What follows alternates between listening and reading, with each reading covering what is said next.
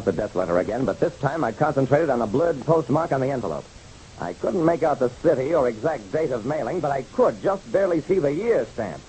The letter had been mailed last year, and by one of those strange accidents that happen once in a while, had taken over a year to arrive at its destination. And I was willing to bet that it had been mailed in St. Louis shortly after the Joe Evold story was big news down there.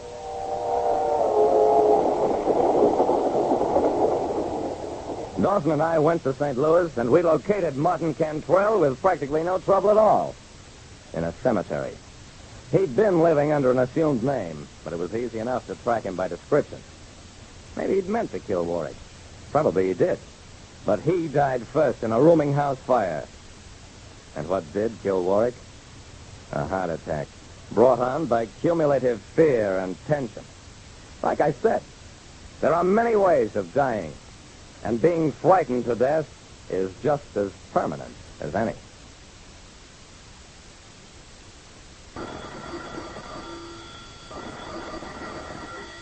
Calling all detectives. Hundreds of people claim the estate of a man who left $6 million. But I wasn't sure that he was dead. That is the problem on this page from my casebook. The casebook of Jerry Browning, private detective. When a private detective like me, Jerry Browning, gets a case, he can't always tell where it's going to lead. The man who entered my office was small, nervous, and clutched a tightly furled umbrella. Are you Browning? The sign on your window says Jerry Browning, private detective. That you? I smiled. Yeah, that's me. Sit down and tell me what I can do for you. No time to sit down when a man's rights are in danger. Elliott's my name, Franklin Elliott, second cousin, once removed to Harold Elliott. Ever hear of him? I shook my head. No, the name isn't familiar. It will be. Harold Elliott, big mining man, worth $6 million, only he's dead. They're trying to keep me from getting my rightful share of his estate. I want you to talk to his lawyer, protect my rights. Well, I've had a lot of experience with people who thought they were entitled to part of big estate. So, that's a pretty expensive procedure, Mr. Elliott. I assume your cousin died without leaving a will. But proving your right to share in what he's left can take time, a lot of work, and... Elliott took some crumpled bills from his pocket, tossed them on my desk. There's $500. Will that get you started? I gulped. Yeah, that'll get me started. Then get started. I'll be back tomorrow.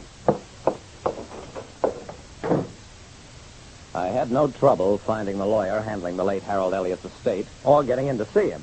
But when I did... Mr. Browning, over 200 Elliots have already filed claim against the estate, and we're getting new ones at the rate of 10 a day. What's more, I'm not even convinced Harold Elliott is dead. I'll pay you $1,000 if you can prove Harold Elliott is still alive. I've often had more than one client on a case, but their interests were always identical. This time, if I proved Harold Elliott was alive, I'd certainly be acting against the interest of my client. On the other hand, Franklin Elliott certainly couldn't inherit any money so long as the basic fact of his cousin's death was in doubt. The facts were simple enough. Harold Elliott had disappeared from his yacht while cruising off the coast of Florida. The claimants to his estate insisted that he was dead, had fallen overboard. His lawyer wasn't so sure. Well, Mr. Browning, will you take the case? I'll have to think it over. I'll let you know.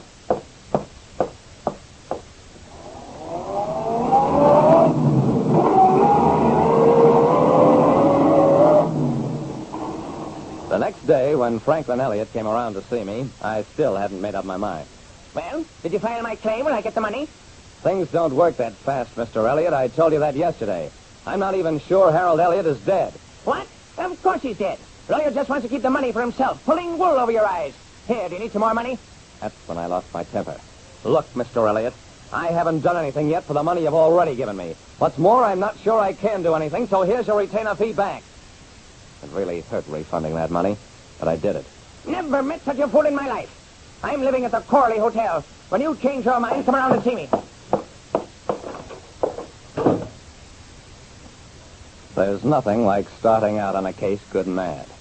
I called up Harold Elliott's lawyer. This is Jerry Browning.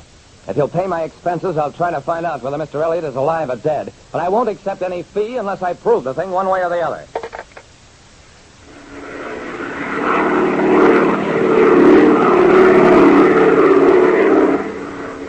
I started my investigation at the Florida home of the presumably late Harold Elliott.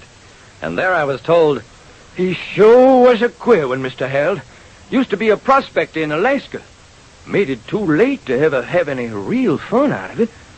"You people down here think he's dead?" "Well, he's either dead or has a mighty good reason for pretending he is."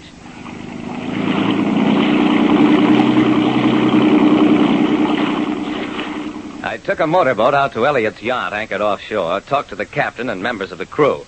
The evening on which Elliott disappeared had been calm. There had been no guests on board, nobody with anything to gain by tossing the old man over the side. The captain said, "He was real restless, like he had something on his mind. Mr. Browning, I wouldn't be too surprised if the old boy was alive and around someplace." "That's what I'm beginning to think. But why would he do it?" "What made him hunt for gold, Mr. Browning? Never enjoyed his money. He was, well, restless."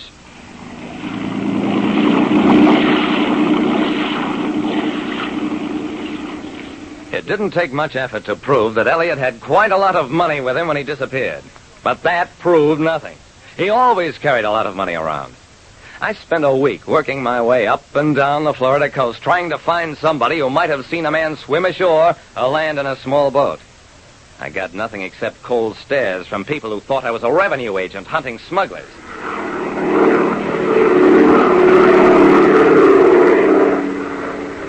I came back north with the conviction that Harold Elliott was probably alive, not in Florida, and that he'd never be found until the reason for his disappearance was learned. As soon as I landed, I headed for the lawyer's office. "Mr. Browning, did you learn anything conclusive?" I shook my head. "No. I think he's alive, and I'm afraid that a court will rule him dead." The lawyer groaned. "Oh, if only he'd made a will, it wouldn't have been so bad. This way, the estate will go into years of litigation. I've seen some drag on as long as 50 years, and in the end, nobody gets anything. Some people will spend more money establishing their right to inherit than they will ultimately receive if they win." I stared at the lawyer. "Yeah, you're right. And that gives me an idea." I went on to the Corley Hotel where my former client, Franklin Elliott, was living. The place was a run-down old fire trap.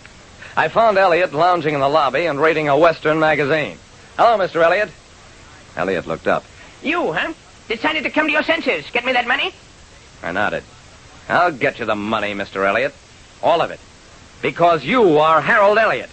Well, he blustered and squawked, but in the end, he admitted it. He'd grown tired of the kind of life he'd been leading. The money meant nothing, and it was his idea of fun to watch people squabble and scheme to get bits of it, and even to help along in the confusion himself. That's when I really laid it into him. There's so much good you can do with that money. Help kids grow up to be decent people. Help fight disease. You ought to be ashamed of yourself. Well, that's how the Elliott Foundation got started. An organization that helps poor kids get an even break in life. I'm on the board of directors, and, yeah, I don't get paid. Like I said, when you start a case, it's liable to go in some strange directions. And sometimes you collect more than money. A new faith in people. Calling All Detectives is a Jerry Joss feature written by Ken Houston, directed by Alan M. Fishburne, with Paul Barnes in the role of Jerry Browning. This is WGN Chicago, serving the Middle West.